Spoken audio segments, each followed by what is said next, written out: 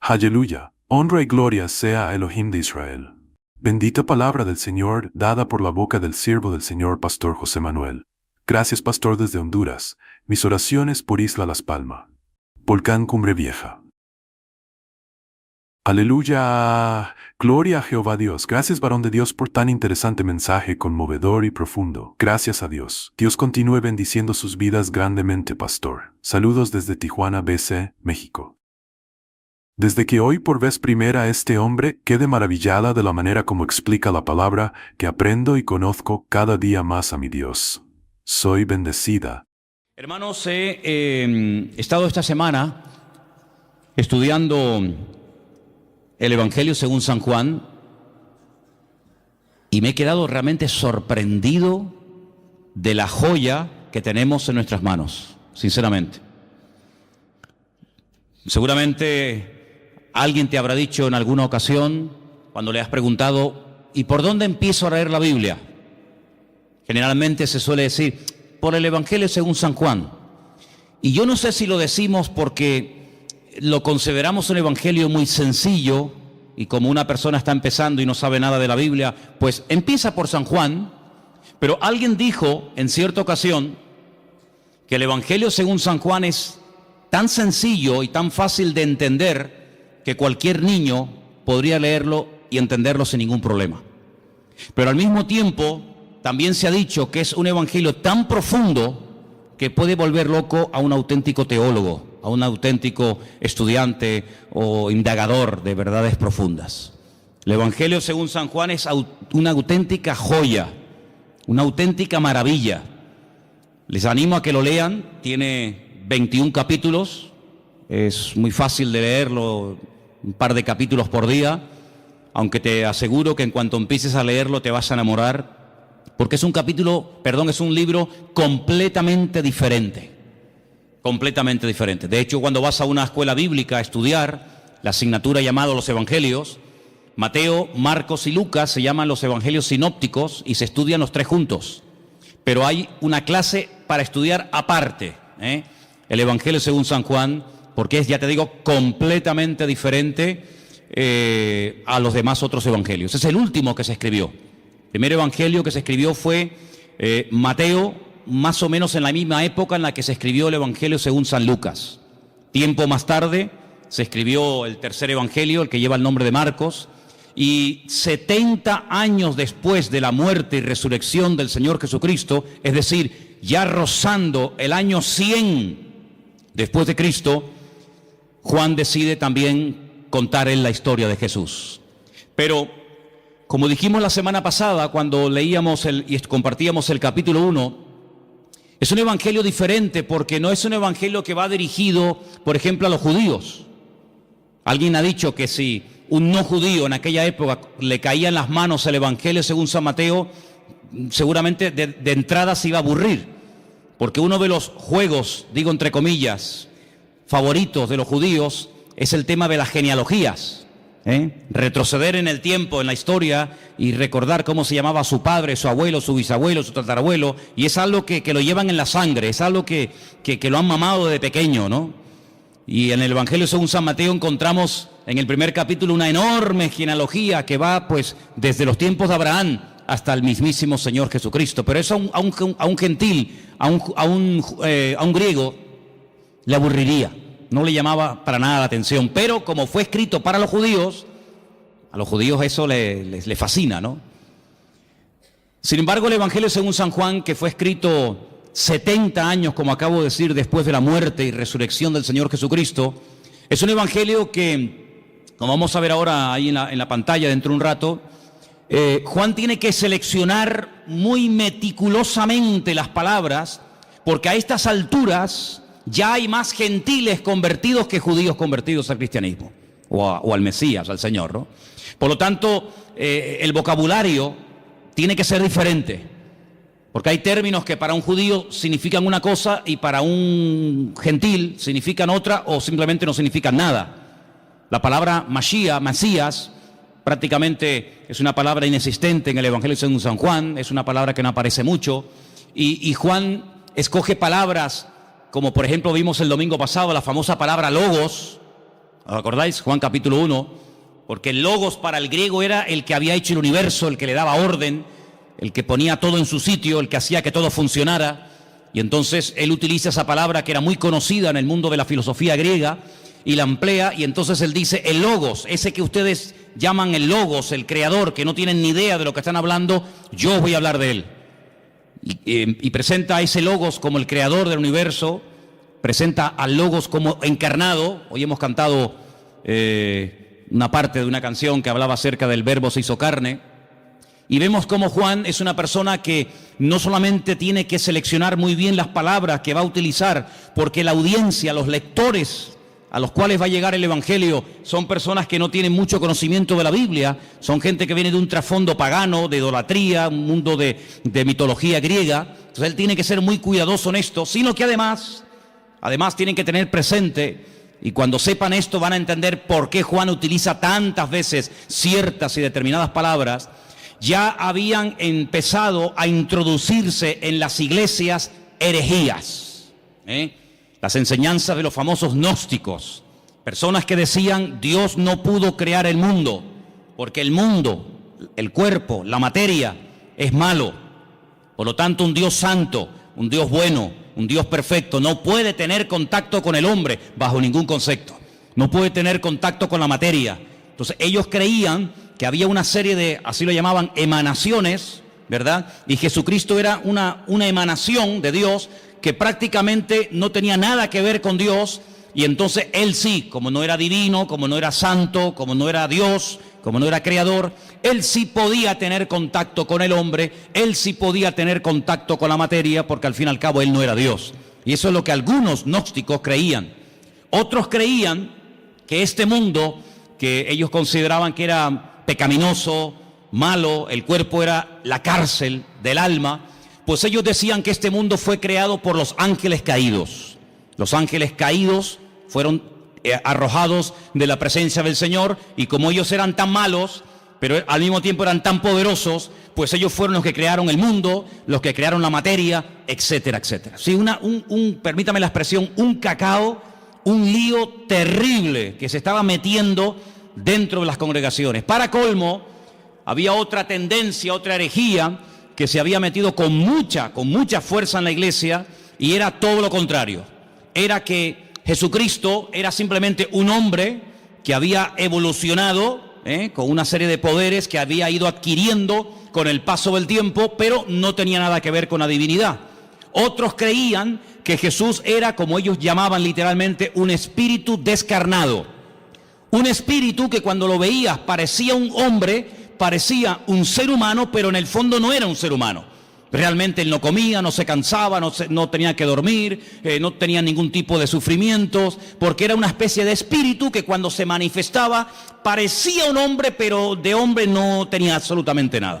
Fíjense, ante menudos follones y herejías se encontraba el apóstol Juan, y ahora tiene que presentar un evangelio convincente, claro y directo, y representar o presentar a Cristo de una forma correcta, de una forma adecuada, teniendo en cuenta la cantidad de herejías que ya se habían metido en la iglesia para este tiempo. Ahora, en este evangelio me ha llamado mucho la atención, vamos a poner la primera información en la pantalla. Hay cosas que Juan omite completamente, ni las toca. Tenemos, por ejemplo, ahí, ustedes lo pueden ver, el nacimiento del Señor Jesucristo. Juan ni lo menciona. No es que no crea en Él, evidentemente, sino que, como vimos la semana pasada, el Evangelio empieza diciendo: en el principio era la palabra y la palabra era Dios. Es decir, va antes de Génesis 1.1. Antes de Génesis 1.1, va a la eternidad para demostrar que no solamente Jesucristo tuvo un nacimiento físico, sino que Él era un ser eterno, ¿verdad? Creador, que en un momento determinado decide humanarse, decide tomar forma de hombre y venir a este mundo. Por lo tanto, él, el tema del nacimiento, como ya sabe que lo han tocado otros evangelistas, como por ejemplo Mateo, como por ejemplo Lucas, él ese tema no lo toca. Tampoco habla del bautismo, no es algo a lo cual Juan le quiera dar énfasis. No habla de las tentaciones del Señor Jesucristo, que aparecen muy bien explicadas en algunos evangelios. No hace mención a lo que llamamos la última cena, la cena donde Jesús parte el pan y el vino con sus discípulos y establece lo que llamamos el nuevo pacto. No habla de la agonía de Cristo en el huerto de Getsemaní, donde allí es machacado, donde allí es triturada su voluntad y donde allí, digamos, se rinde completamente al Padre diciendo: no se haga mi voluntad sino la tuya. Eso ni lo toca. No habla tampoco de la ascensión de Cristo. Si quieres buscar ese tema, ese momento, en Juan no lo busques porque no lo vas a encontrar. Tampoco habla de parábolas. Por ejemplo, el Evangelio según San Mateo está lleno de parábolas. ¿Por qué? Porque él intenta presentar el reino de Dios, pero sin embargo Juan lo que intenta presentar al rey del reino de Dios, que es el Señor Jesucristo. Por lo tanto no habla de las parábolas. Tampoco aparecen milagros de liberaciones de demonios. Incluso la palabra milagro él la sustituye por una palabra que es la palabra moftim, en plural, que es la palabra señales. Y es la palabra que aparece, fijaros a dónde se remonta Juan. Juan era un hombre con un conocimiento de la palabra tremenda, tremenda. Él se remonta al llamamiento de Moisés, allí en Éxodo, capítulo 4, donde Moisés habla mal, Moisés dice: no me van a creer, no me van a oír. Y entonces el Señor dice: no, yo te estoy diciendo que te van a oír, yo te estoy diciendo que te van a recibir, que tú vas a sacar a mi pueblo y lo vas a traer aquí, y tú estás diciendo que no. Es decir, ¿me estás llevando la contraria? Pues te voy a enseñar lo que le pasa a una persona cuando habla mal. Mete la mano en tu pecho. Metió la mano en el pecho, le saca la hora. Y cuando la sacó, estaba totalmente leprosa. Y se vuelve a meterla. Sácala, ya está limpia. Él se quedó, esa lección se le quedó grabada en su mente, y él se dio cuenta que su propia hermana, María, cuando habló mal de él, le pasó exactamente lo mismo que a él le pasó. Quedó leprosa durante un tiempo por dudar y por hablar mal de los hijos de Israel. ¿Qué te parece? Y no solamente eso, sino que le dice: ¿y ahora qué tienes en tu mano? Dice: tengo una vara. Dice: tírala al suelo, y se convirtió en serpiente.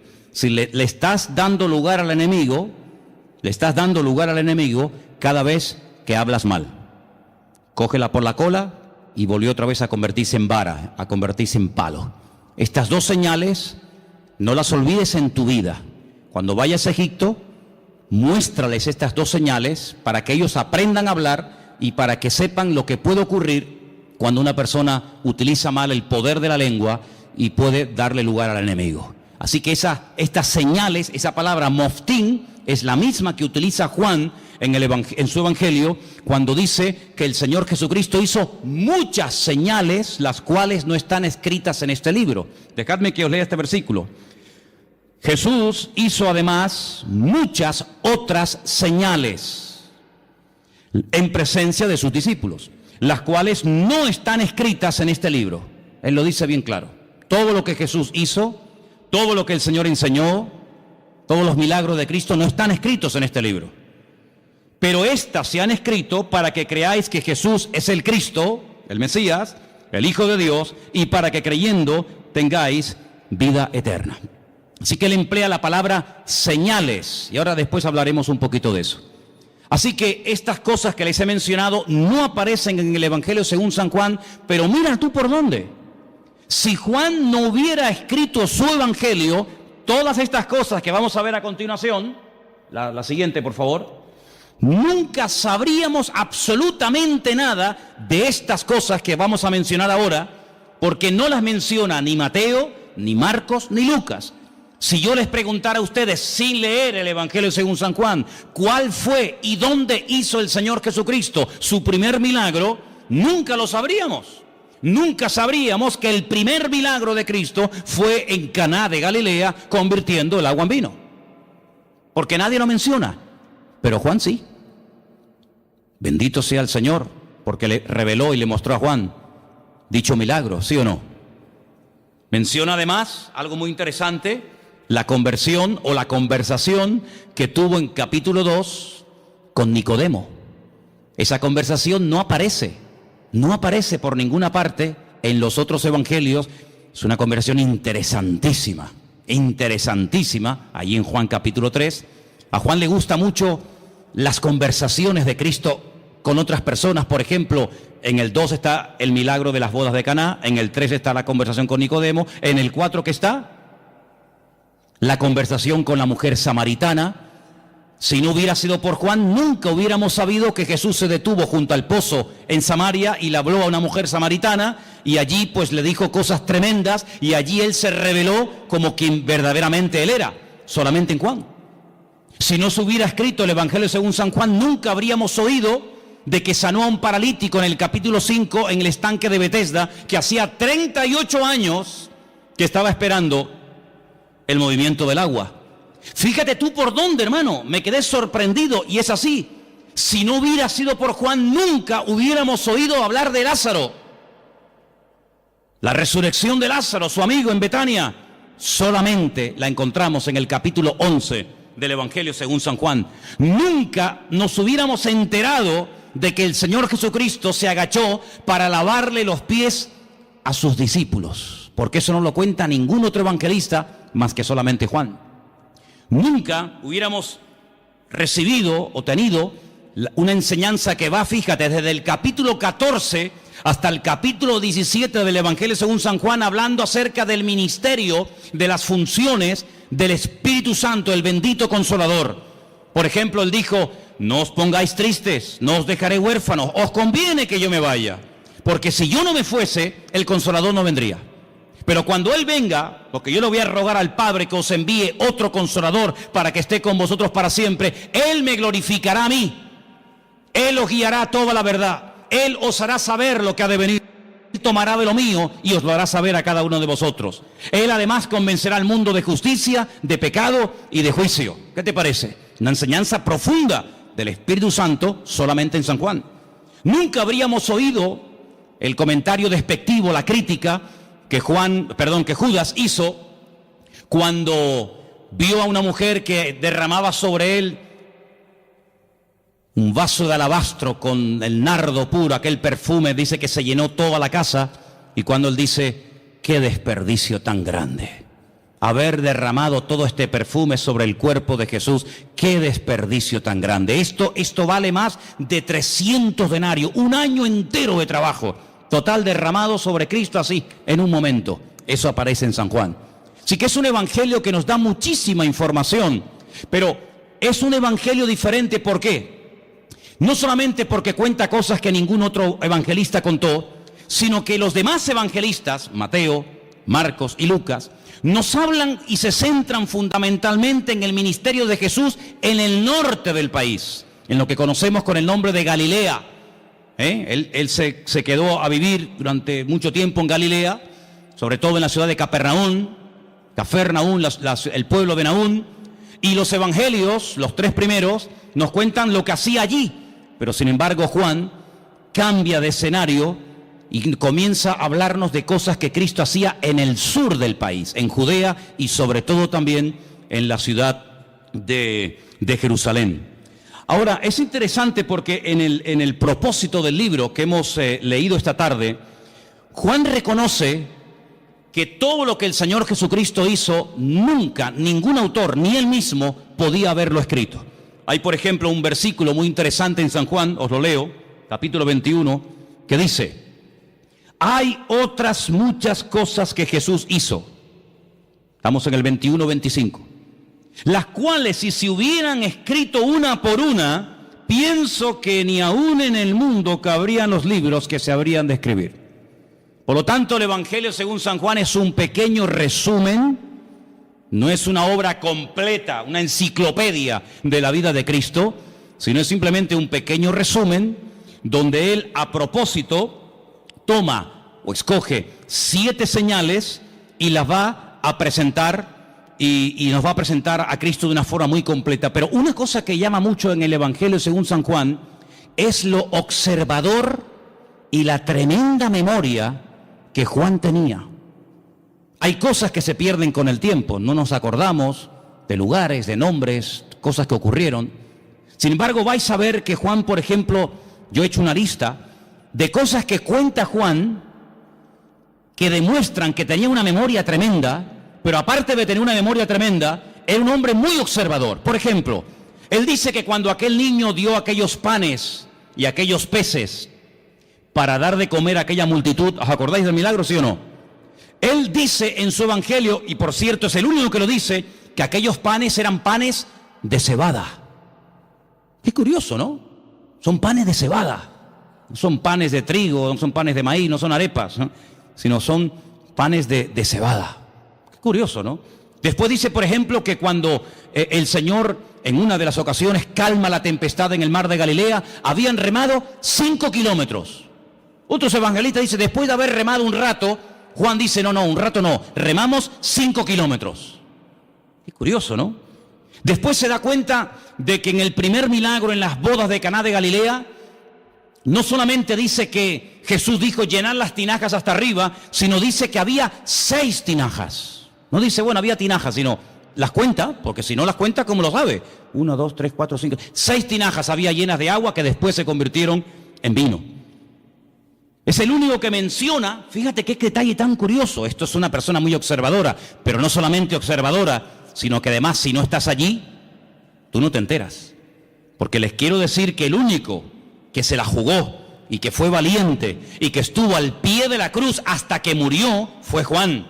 Y por eso él dice que hay un momento, mientras él está agonizando en la cruz, hay un momento en el que los soldados comienzan a decir, oye, la túnica que lleva puesta este hombre es buenísima.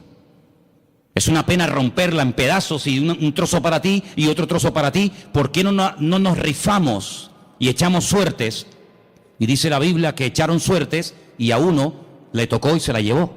Eso solamente lo cuenta Juan, que se rifaron la ropa del Señor. Después dice que cuando se llevan a ungir a Cristo al sepulcro, algunos dicen que lo envolvieron en una sábana y ya está. Juan dice, no, lo envolvieron en una sábana y le pusieron mirra, le pusieron aloe y había 100 libras entre mirra y aloe para envolver, para ungir el cuerpo del Señor.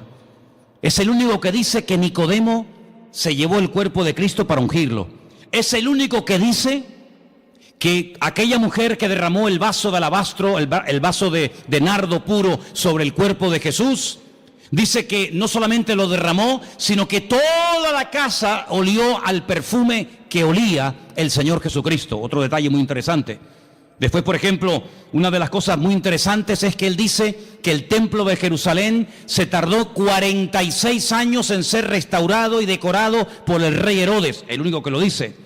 Es el único que menciona el detalle, muy interesante por cierto, que en Juan capítulo 4 dice que los samaritanos y los judíos como que no se llevaban entre ellos, había un pique ahí, ni los samaritanos podían ver a los judíos, ni los judíos a los samaritanos. Son detalles muy significativos de un hombre que se fija mucho.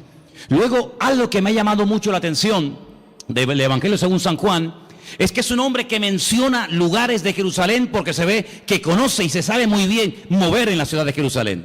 Por ejemplo, menciona la puerta de las ovejas, capítulo 5, verso 2. Menciona el estanque de Betesda, capítulo 5. Menciona el otro estanque que hay en la otra punta de la ciudad, el estanque de Siloé, capítulo 9.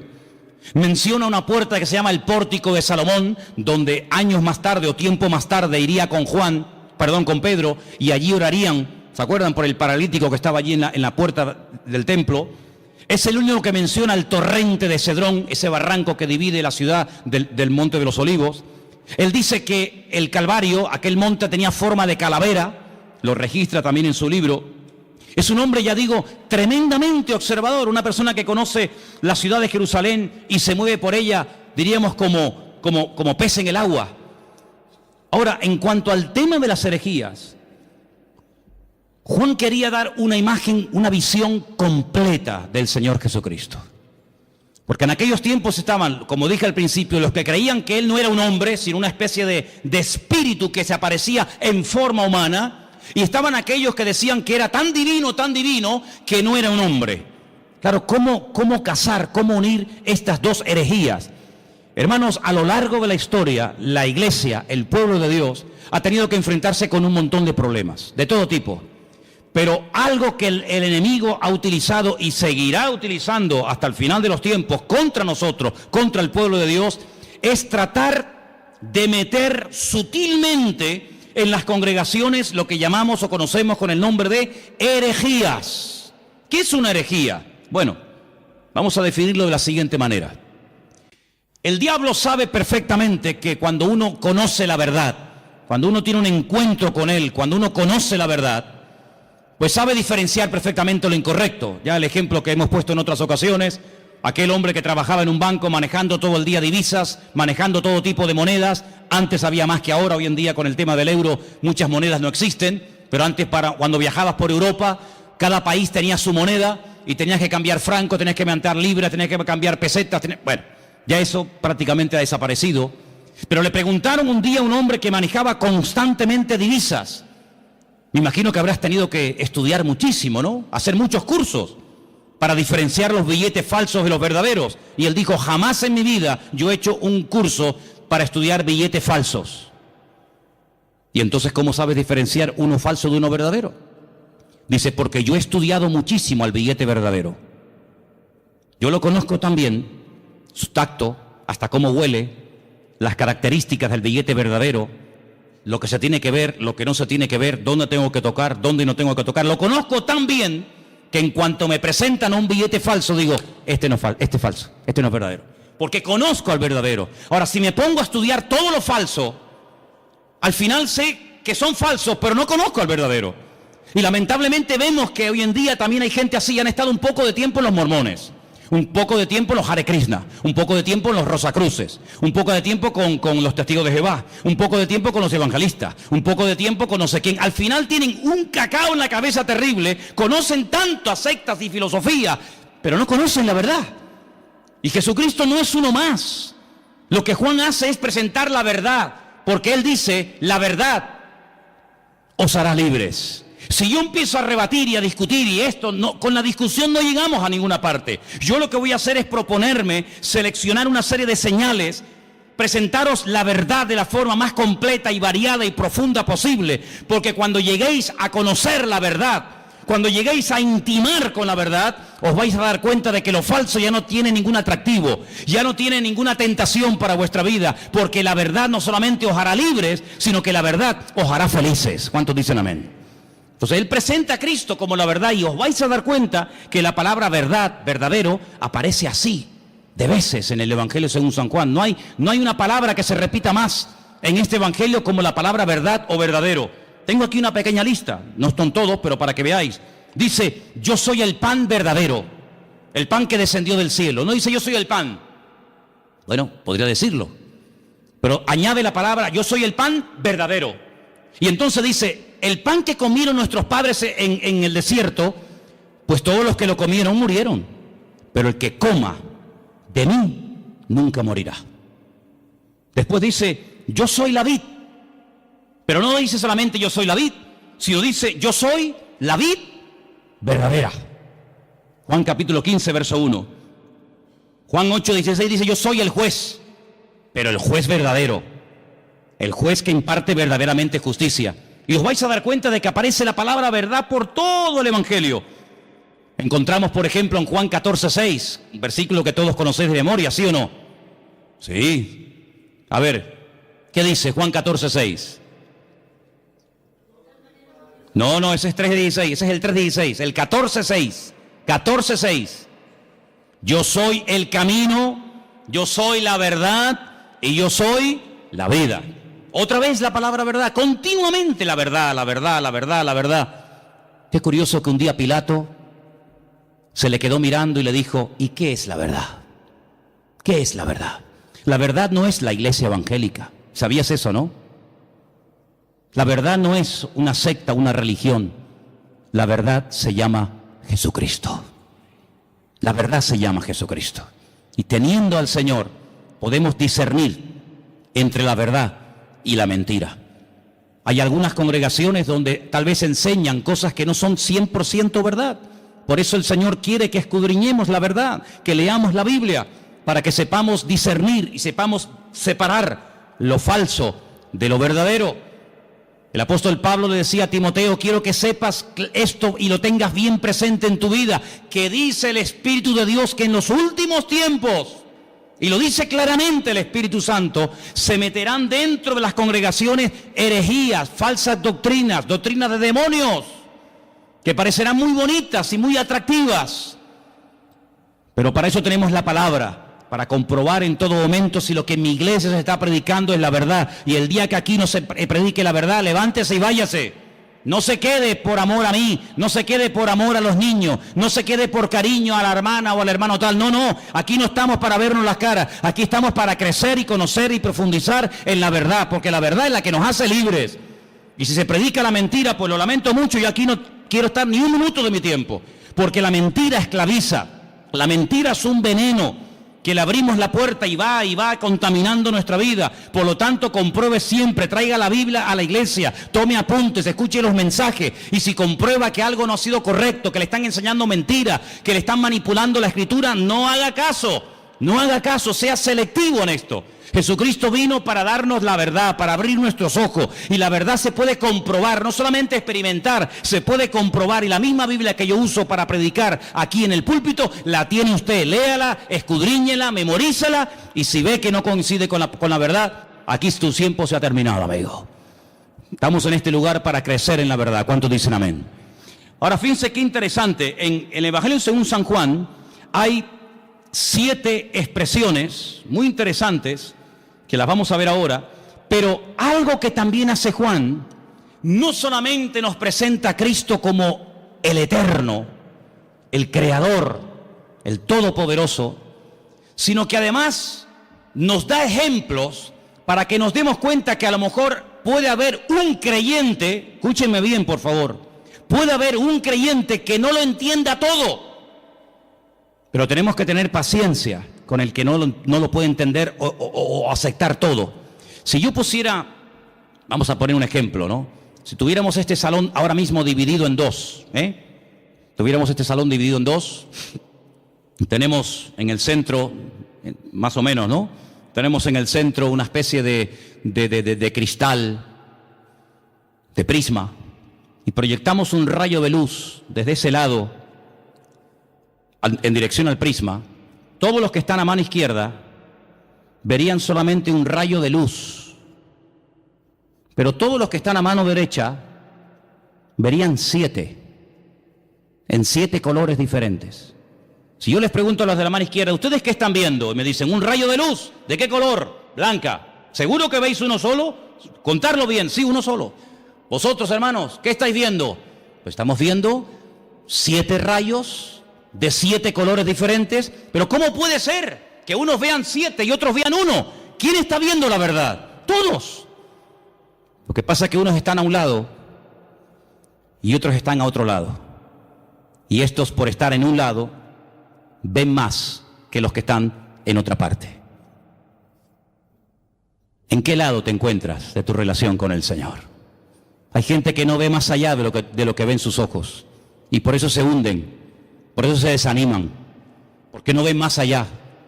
Y como le dijo el Señor a Pedro, no pones la mira en los 7 rayos, no pones la mira en las cosas de arriba, sino en las de la tierra. Y claro, cuando uno mira a lo de la tierra se derrumba. Cuando uno mira a lo de la tierra, uno se deprime, la fe te la destruye el mundo. Pero cuando tú levantas la mirada, tú ves más allá, y eso es lo que Juan quiere. No solamente presentarnos al Señor Jesucristo como divino, como creador, como un ser eterno, sino que también lo presenta como humano. Y fijaros las citas que os voy a dar para los que tomen nota, ¿no? En capítulo 2, verso 15, vemos a Cristo enfadado, con un látigo. Comienza a echar fuera a todos los que vendían en su casa y los llama ladrones. Me habéis convertido mi casa en cueva de ladrones. En el capítulo 4, verso 6, te lo encuentras cansado y sediento junto a un pozo, pidiendo un vaso de agua a una mujer samaritana. El verbo hecho carne, cansado del camino, pidiendo agua. Sus discípulos en el capítulo 4, verso 31, le daban de comer, porque lo notaban que era la hora de comer y él no había comido. En el capítulo 11, prácticamente todo el capítulo te lo encuentras llorando, quebrantado, emocionado, identificándose con el dolor de haber perdido a un amigo, a un ser querido. En el capítulo 1 y en el capítulo 8, verso 58, te lo encuentras en su preexistencia, Te lo encuentras que Él sabe perfectamente lo que tiene la persona. Por eso Cristo no es un hombre que hace muchas preguntas. Ponte un día a hacer un estudio, te animo a que lo hagas.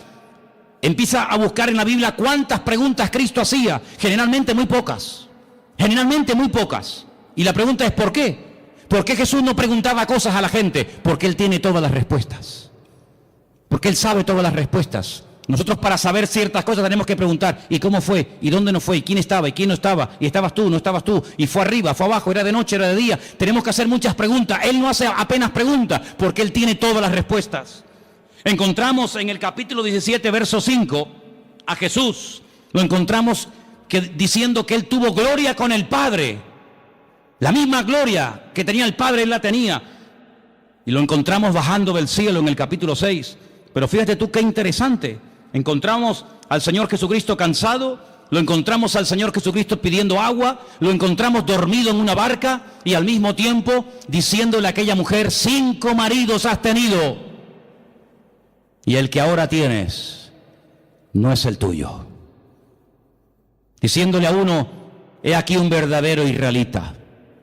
Y le dice, pero si nunca nos hemos visto, dice, yo te vi a ti cuando estabas debajo de la higuera. Y cuando te lo encuentras en el Evangelio según San Juan diciendo, yo soy antes de Abraham.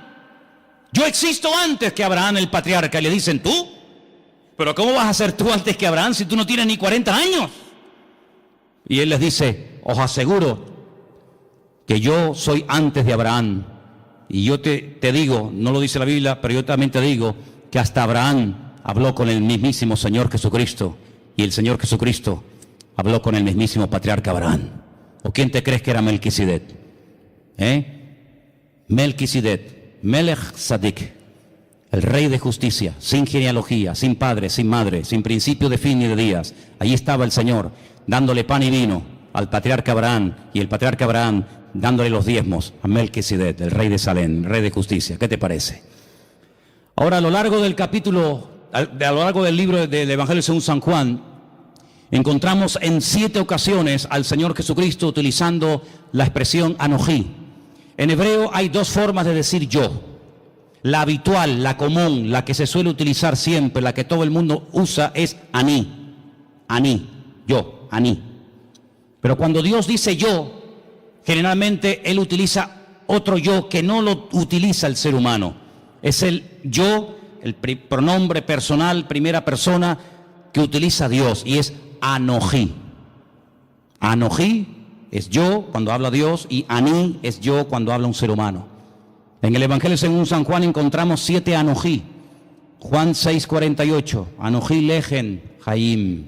Yo soy el pan de vida, el pan verdadero. Anojí or haolam. Juan 8:12. Yo soy la luz del mundo. Encontramos al Señor diciendo, yo soy la puerta de las ovejas, Juan 10:7. Encontramos en Juan 10:11 diciendo, yo soy el buen pastor. Lo encontramos en Juan 11:25 diciendo, yo soy la resurrección y la vida. Lo encontramos en Juan 14:6 diciendo, yo soy el camino, la verdad y la vida. Y lo encontramos en el 15:1 diciendo, yo soy la vid verdadera. Y todas las veces que dice eso, dice anojí, anojí, anojí. Por eso la gente se quedaba diciendo, ¿pero qué está diciendo? Hoy en esta iglesia ha habido algo impresionante que a mí me ha impactado muchísimo. Y es que se ha cantado y se ha pronunciado el verdadero nombre de Dios.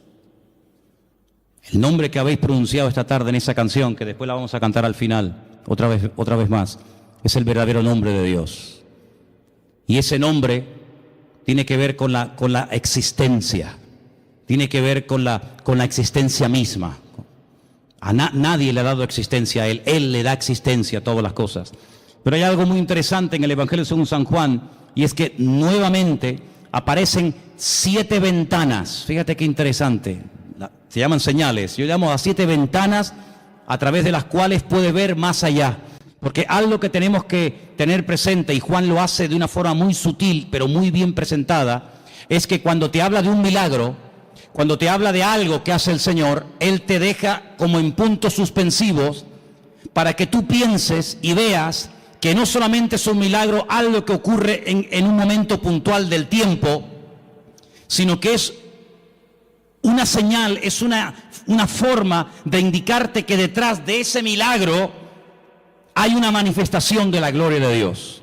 De hecho, hay momentos en los que el Señor Jesucristo dice que los milagros que hacía no los hacía tanto por la compasión o porque le daba pena al pobrecito paralítico o el pobrecito ciego, sino que la palabra que se emplea en el Evangelio según San Juan detrás de cada señal o milagro es: esto fue hecho, esto se realizó para la gloria de Dios. Porque un milagro no es algo que solamente suple la necesidad en el momento de una persona. Una persona está leprosa, ¿qué quiere? Pues que se sane la lepra. Una persona está poseída por demonios, ¿qué es lo que quiere? Ser libre de esta atadura espiritual.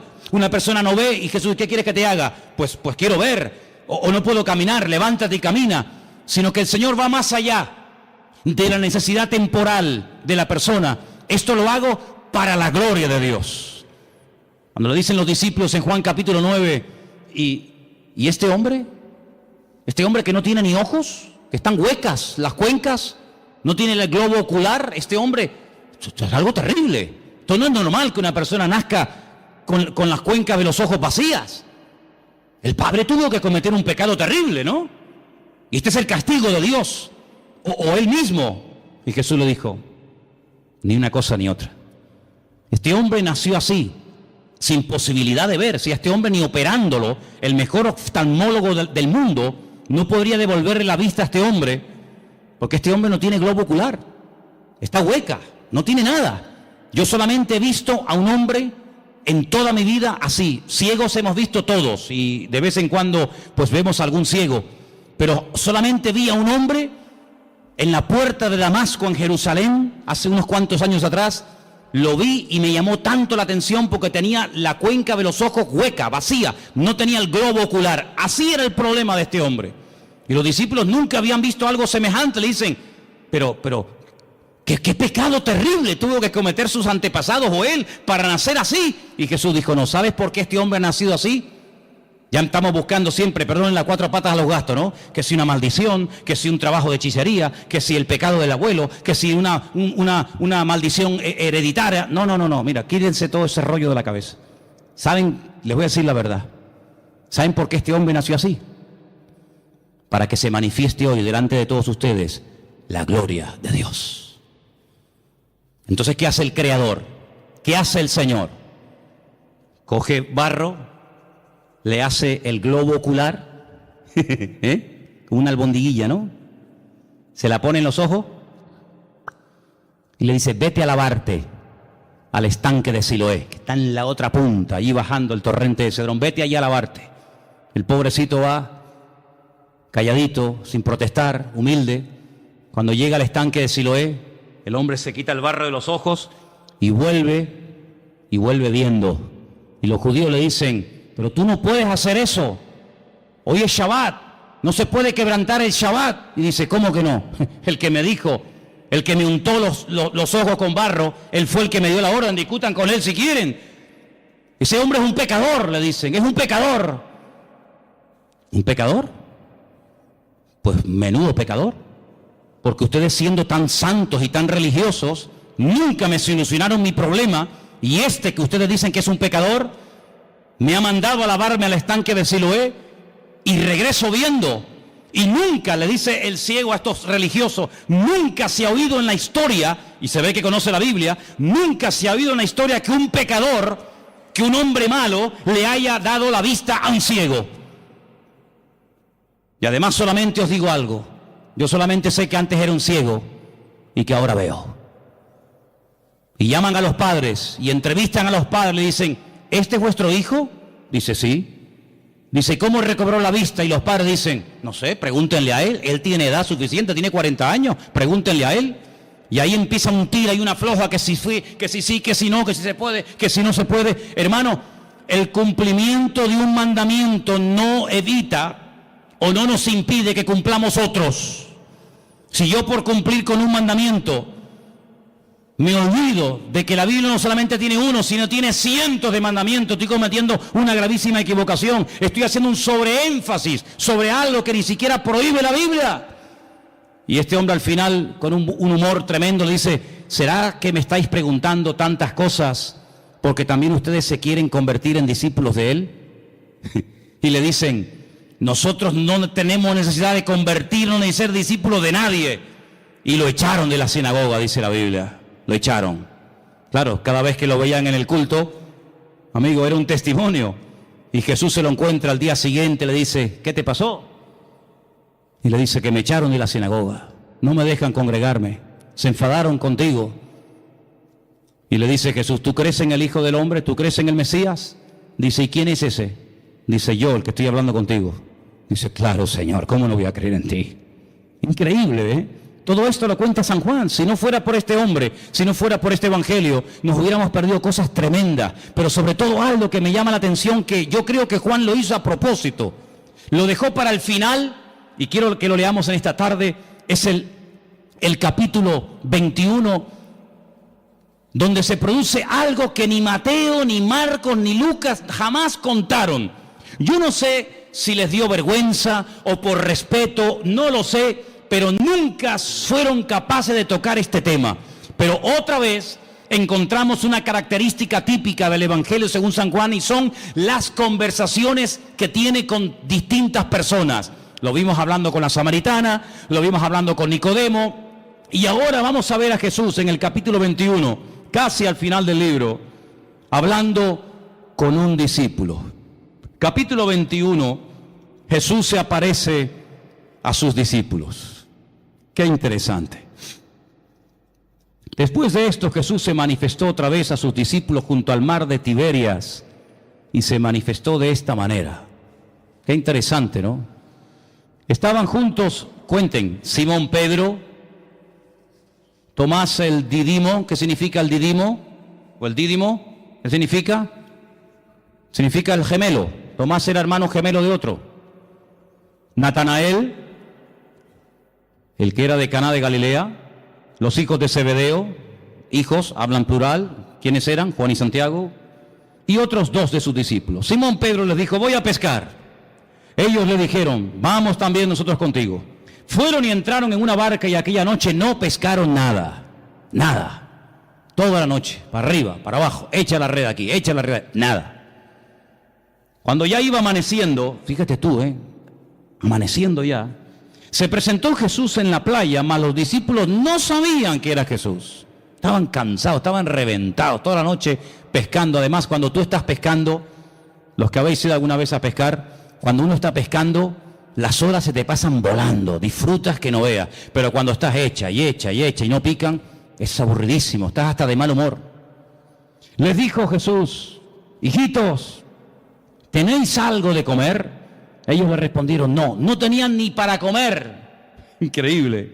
Jesús les dijo, echad la red a la derecha de la barca y hallaréis. Entonces la echaron y ya no la podían sacar por la gran cantidad de peces. Qué milagro, ¿eh? Así, en segundos, lo que no hicieron en toda la noche. Verso 7. Entonces aquel discípulo a quien Jesús amaba, le dijo a Pedro, es el Señor. Es el Señor. Esto solamente pasa por la mano de Dios. Es el Señor. Simón Pedro, cuando oyó que era el Señor, se ciñó la ropa, porque se había despojado de ella, se echó al mar y se echó a nadar hasta la orilla. Y otros de sus discípulos vinieron con la barca arrastrando la red de peces, pues no distaban de tierra sino como unos 200 codos. Y al descender a tierra, vieron brasas puestas y un pez encima de ellas y pan. ¿Se han preguntado alguna vez, ¿y de dónde sacó el Señor este pez? No tenía red, no tenía caña. El Señor no necesita nada de esto. Seguramente le habrá dicho a uno, para el fuego. Y hace, no hay problema. Jesús le dijo, traed de los peces que acabáis de pescar. Fíjate qué curioso, otra vez lo que dije al principio, qué observador es este hombre. Otro hubiese dicho, había un montón de peces, Manolo, un montón, pero fíjate lo que dice Juan. Subió Simón Pedro y sacó la red a tierra llena de grandes peces, y podía haber puesto el punto y ya está. Pero Juan dice, no, la red estaba llena, y Juan los tuvo que contar, hermanos. Tuvo que fijarse, porque si no, o esto es una mentira, o de dónde sacó este dato. Es que él estaba allí y él dice, la red estaba llena, pero había 153. Y aún siendo tantos, la red no se rompió. Recuerda que el versículo 11 dice grandes peces. Grandes peces, 153. Bueno, ¿y por qué no fueron 205, 89, 34? ¿Por qué 153? ¿Y por qué lo dice? ¿Será que esto es una forma de rellenar un texto? Siempre hemos dicho y hemos enseñado que en la Biblia no sobra nada. Amén, hermanos. Todo tiene una razón, todo tiene una explicación. El idioma hebreo es alfanumérico. Las letras son números, los números son letras. Juan hace así y dice 153. Juan es judío, Juan no es canario, no es alemán, no es latinoamericano. Juan es judío. Juan ve letras y al momento ve números. Ve números y ve letras. Es la mentalidad, está en el chip del cerebro del judío. El judío hace así y ve una palabra y sabe cuánto suma la palabra, porque cada letra es un número y cada número es una letra. Y él en San Juan, en el libro del Apocalipsis, no me voy del tema, pero solamente un ejemplo. En el libro del Apocalipsis, él dice: cuidado, hermanos, aquí hay sabiduría. El que lee, entienda. Os voy a dar un dato en clave, pero ustedes que saben lo que estoy diciendo me van a entender. Cuando venga ese hombre perverso, su nombre o el número de su nombre es 666, 666.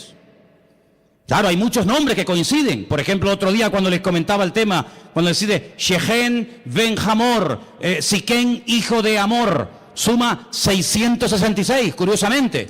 Pero Juan es un hombre, como buen judío, que conoce el tema de las letras y de los números.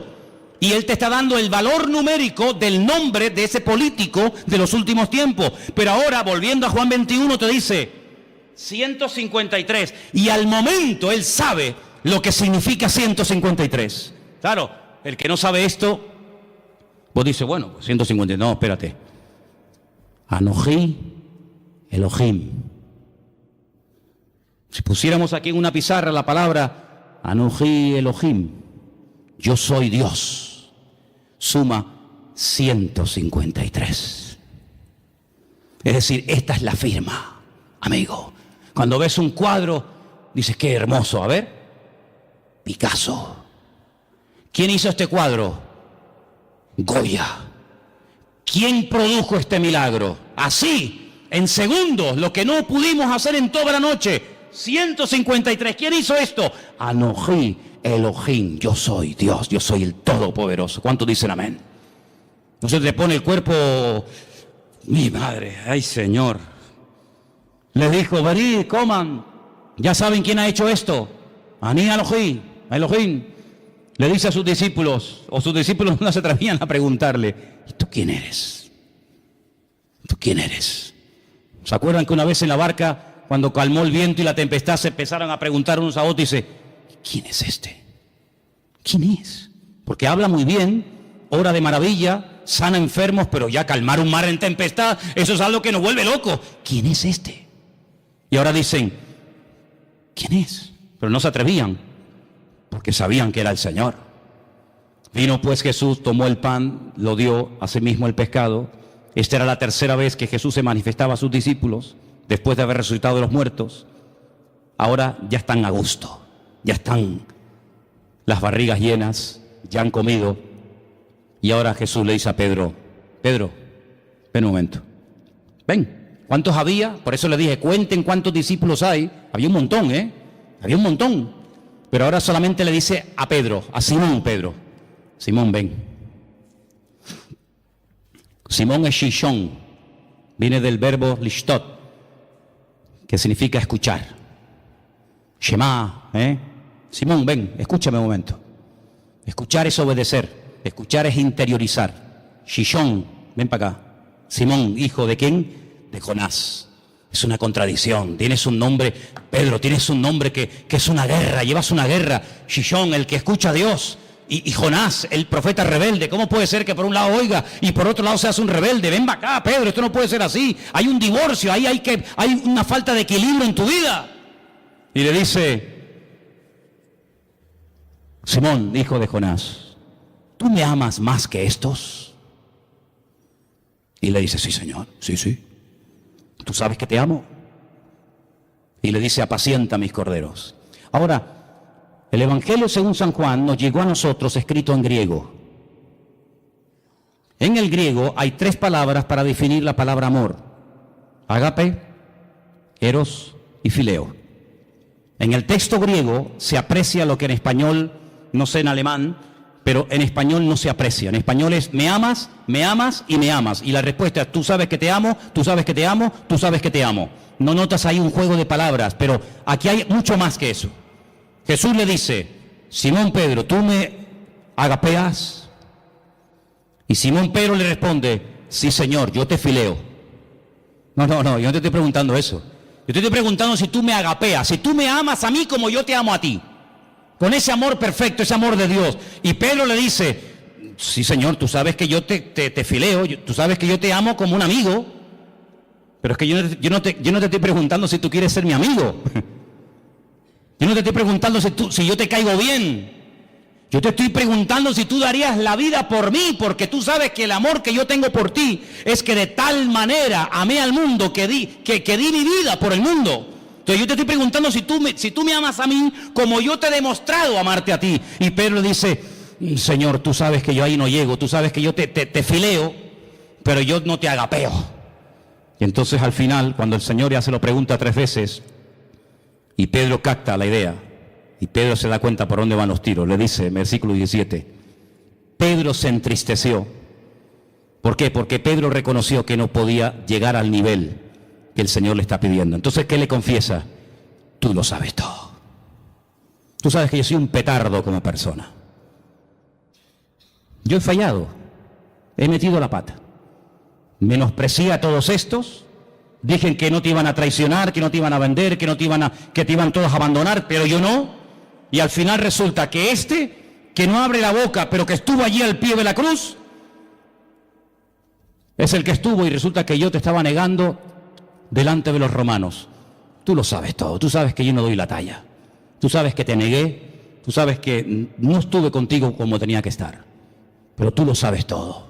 Y el Señor, que mira el corazón, y no mira solamente el fallo o el tropiezo accidental, sino mira el corazón, la nobleza de esa persona, le dice, apacienta mis ovejas. Porque de cierto te digo, cuando eras más joven te ceñías, ibas a donde querías, mas cuando ya seas viejo extenderás tus manos, te ceñirá otro y te llevará a donde tú no quieras. Y esto dijo, dando a entender con qué muerte había de glorificar a Dios. Y dicho esto añadió, sígueme. Vemos en el Evangelio según San Juan, ¿te imaginas que hubiera terminado en el capítulo 20? ¿Te imaginas que hubiera terminado en el capítulo 21, verso 14? Que el Evangelio terminara así, lee el 14. Esta era la 3ª vez que Jesús se manifestaba a sus discípulos y después de haber resucitado de los muertos. Amén. Cerramos el Evangelio y todos estaríamos tan contentos, ¿sí o no?, de tener un Evangelio maravilloso. Pero gloria a Dios por el capítulo 21. Porque el capítulo 21 nos muestra que el Señor Jesucristo se va a Galilea, va a buscar, claro, pero es que el Padre también buscó al hombre que le falló. Adán, ¿por qué te escondes? ¿Dónde estás? Y ahora el Hijo, buscando a Pedro, llamándolo, como llamaba el Señor, el Padre, el Creador, el universo, llamaba al primer hombre. Ahora es el Hijo, ¿verdad?, buscando a Pedro para restaurarlo, para darle otra oportunidad, para ponerlo otra vez en primera línea, para decirle, apacienta mis corderos, y además te voy a dar un premio increíble, Pedro. Te voy a dar la mejor jubilación que se le puede dar a un predicador en toda la historia. Y el premio es que te voy a dejar morir como yo morí. Menudo premio, ¿no?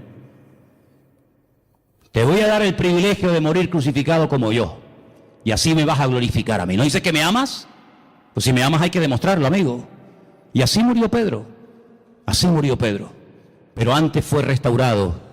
Y antes fue un hombre que se volvió a acercar al Señor. Entonces el Evangelio según San Juan, vemos a Cristo como el Creador, como el Verbo hecho carne, divino, total y absoluto, sin ningún tipo de limitaciones, ninguna. pero al mismo tiempo lo vemos compasivo, lo vemos extendiendo la mano al necesitado, lo vemos identificándose y acercándose con gente que en aquellos tiempos nadie jamás